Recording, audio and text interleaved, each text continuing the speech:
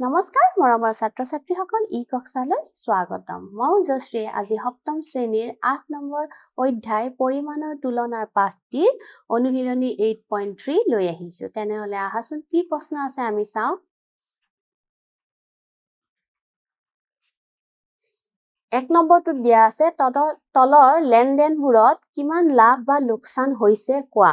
প্ৰত্যেক ক্ষেত্ৰতে লাভ বা লোকচানৰ শতাংশ উলিয়াব দিছে।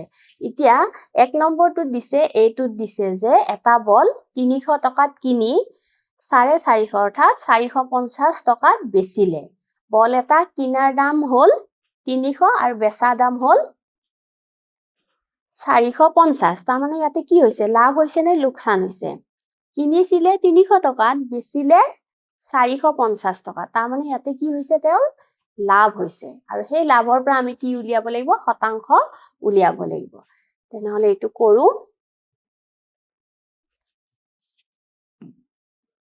সলিউশন বা সমাধান যিটো দিয়া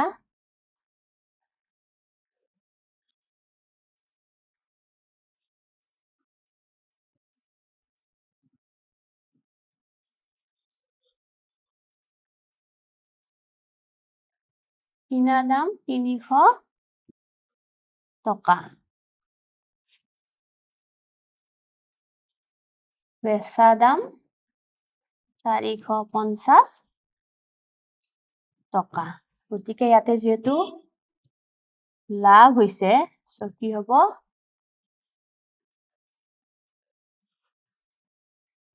বেচা দাম মাইনাস কিনা দাম। সূত্ৰবিলাক তোমালোকে চাই ল'বা।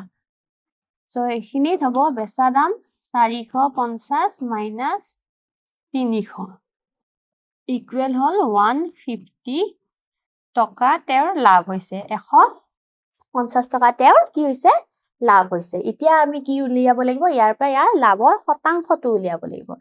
এতেকে লাভৰ শতাংশ কি হ'ব সূত্ৰটো কি আছিলে ওপৰত লাভ আৰু তলত কিনা দাম। ইয়াৰ সূত্ৰকেইটা মুখস্থ কৰি ৰাখিবা। এতিয়া চোৱা লাভৰ শতাংশ বুলি ক'লে সদায় কি থাকিব লাভটো ওপৰত থাকিব আৰু তলত কিনা দামটোৱে থাকিব। আকৌ লোকচান বুলি ক'লে একেই থাকিব খালি ওপৰত লোকচান শব্দটো আহিব বাকীখিনি চব একেই থাকিব। এতিয়া লাভ কিমান হ'ল 150 কিনা দাম আছিলে 300 ইনটু 100। এতিয়া কাটাকাটি 1 2 কাটিলো 3ৰে এইটো কিমান হ'ব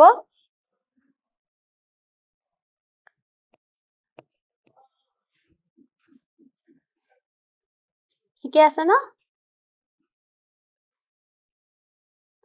এইটো 50 হ'ব। ইয়াতে কিমান পালো আমি 50 শতাংশ। এইটো হ'ব ইয়াৰ উত্তৰ। নেক্সট বিটোত চোৱা যদি এটা টিভি কিমানত কিনিছে 10,000 টকাত কিনিলে আৰু 15,500 টকাত বেচিলে। এতিয়া ইয়াৰ পৰা লাভ আৰু লোকচানটো আমি উলিয়াব লাগিব। কিনা দাম আছিলে 10,000 আৰু বেচা দামটো হ'ব 15,500 টকা।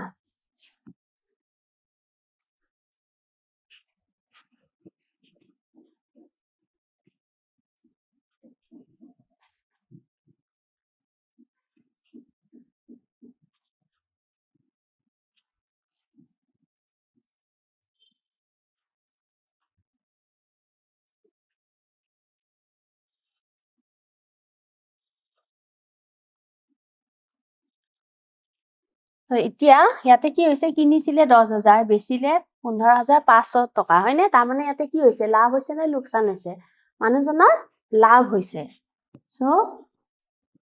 লাভ ইকুৱেল কিমান হ'ব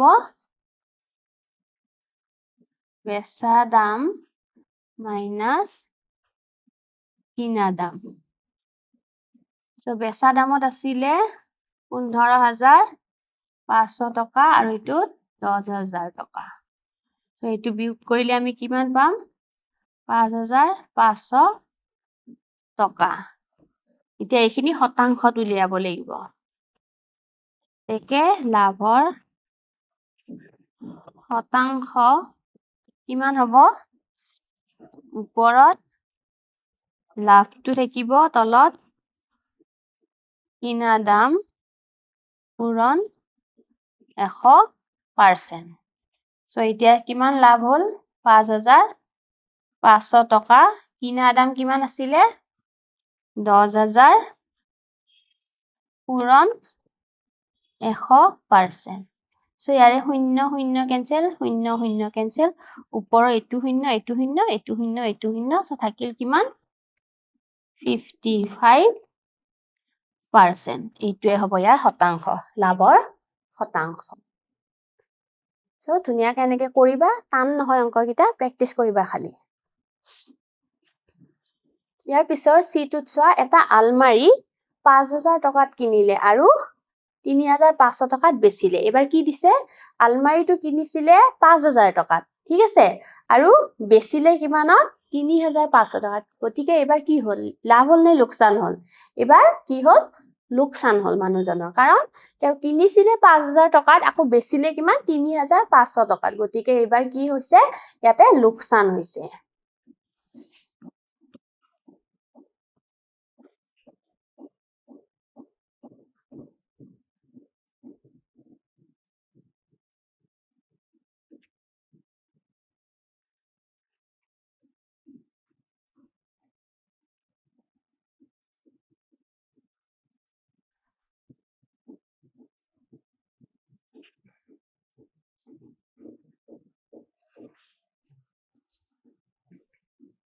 এবাৰ কি হৈছে?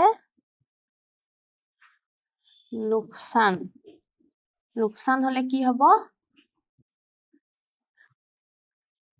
কিনা দামটো ডাঙৰ হৈ যায়। কিনা দাম মাইনাছ বেচা দাম। কিনা দামটো কিমান? 5,000 টকা আৰু বেচা দামটো হ'ল 3,500 টকা। এই সূত্ৰটো মনত নাথাকিলে এটা বস্তু তোমালোকে চাবা, লোকচান বুলি ক'লে যিটো সংখ্যা বেছি হৈ থাকে লোকচানত, সেইটোৱে আহি যাব। অৰ্থাৎ ইয়াতে সদায় কিনা দামটো বেছি হৈ থাকে, সেইটো আগত আহিব, সেইটো বিয়োগ কৰিব বেচা দামে। চ' ইয়াতে আমি কিমান পালো? ইমানখিনি টকা লোকচান হৈছে। এতেকে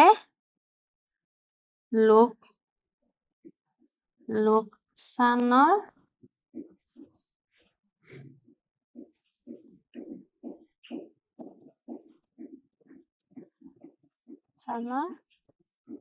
শতাংশ, লোকচানৰ শতাংশ হ'ব কিমান? এবাৰ ওপৰত আহিব লোকচান আৰু তলত আহিব, তলত কিনা দামটোৱে থাকিব কিন্তু 100%। চ' এতিয়া লোকচান হৈছে ইমানখিনি, কিনা দাম আছিলে কিমান? 5,000 পূৰণ 100%। আৰে 0 0 কেঞ্চেল, 0 0 কেঞ্চেল, এইটো 0, এইটো 0 কেঞ্চেল, 5ৰে এইটো যাব 3 আৰু ইফালে 0, অৰ্থাৎ 30% লোকচান হৈছে মানুহজনৰ। নেক্সট ইয়াৰে ডিটো চোৱা, এটা চোলা 400 টকাত কিনিলে আৰু 280 টকাত বেচিলে।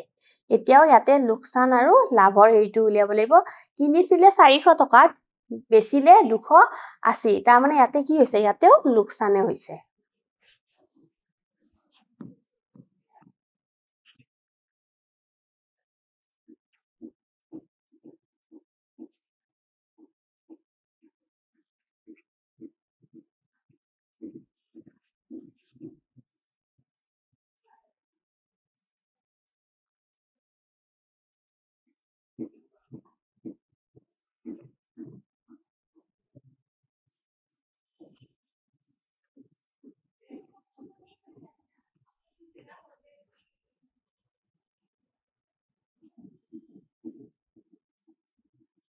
কিনা দাম মাইনাছ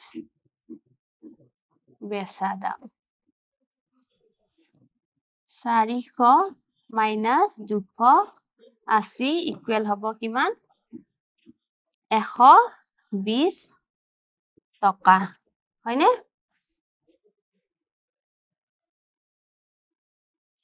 তেকে লোকচানৰ শতাংশ ইকুৱেল হ'ব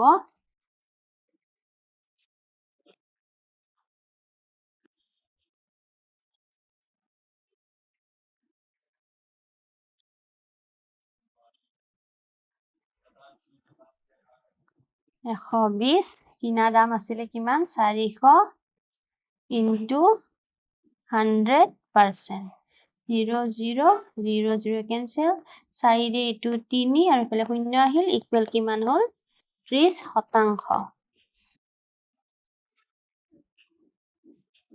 30% হ'ল এইটো নেক্সট 2 নম্বৰ প্ৰশ্নটো চোৱা এটা অঞ্চলৰ জনসংখ্যা কিমান কৈছে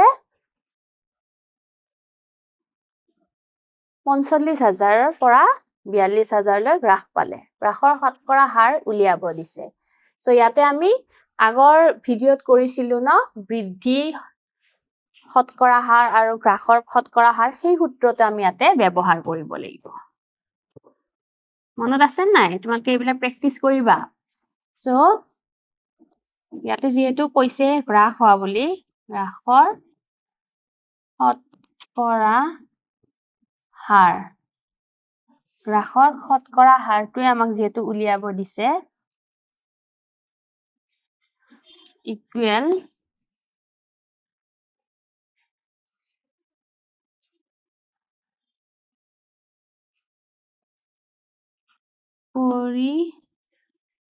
পৰিমাণৰ পৰিৱৰ্তন হয়নে মনত আছে নাই সূত্ৰটো পৰিৱৰ্তন আৰু এইটো হ'ব মূল পৰিমাণ ইনটু 100% এতিয়া পৰিমাণৰ পৰিৱৰ্তন তাৰ মানে ইয়াৰ পৰা এইখিনি হ'ল সেইটো বস্তু লিখিব লাগিব মাইনাস আৰু মূল পৰিমাণটো কি আছিল এইটোৱে আছিল মূল পৰিমাণ ইয়াৰ পৰাহে এইখিনি হ'ল গতিকে তলত আহিব এইটো ইনটু 100% ইকুৱেল এইখিনি বিয়োগ কৰিলে কিমান হ'ব 3000 তলত থাকিব এতিয়া কি কাটা কাটি যায় 0 0 0 0 ইফালে 0 ইফালে 0 এইটো 5ৰে যাব 9 বাৰ এইটো যাব 6 আৰু ইফালে 60 2ৰে যাব 20 বাৰ আৰু এইটো যাব 3 বাৰ সো আমি নেক্সট স্লাইডত লিখি দিও কিমান পালো 20/3% এইটো যেহেতু অপ্ৰকৃত ভগ্নাংশত আছে ইয়াক আমি মিশ্ৰ ভগ্নাংশত নিব লাগিব